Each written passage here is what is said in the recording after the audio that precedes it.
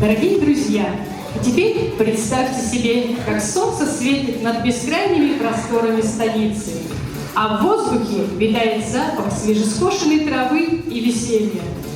И следующая песня напоминает нам о том, как важно ценить каждую минуту, проведенную с близкими.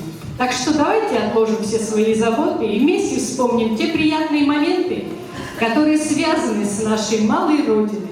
И вот уже звучат первые аккорды нашей песни «Прощай, Донецкая станица». Для вас поет Петенко Вера Александровна.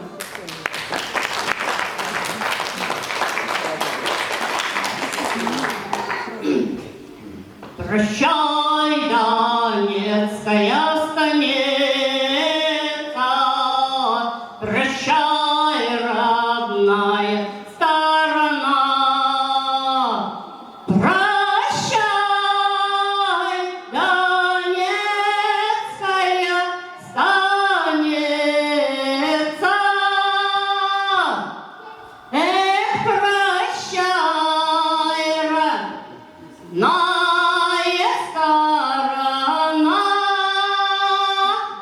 Прощайте, девушки-красотки, прощайте, вся моя родня.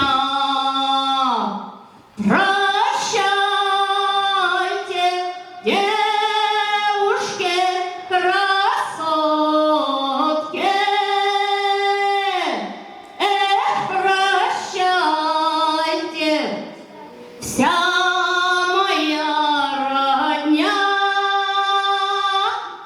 седлайте мне коня гнедого с черкесским боевым седлом. Седлайте мне коня гнедого, с черкесским боевым седлом. Я сяду на коня, поеду в чужую дальнюю сторону. Я сяду на коня, поеду в чужую дальнюю сторону.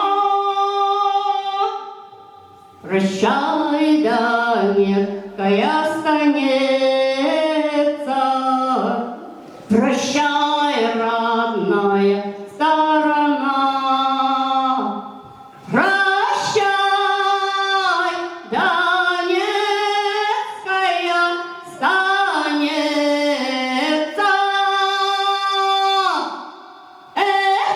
прощай, родная. Прощай, Донецкая станица,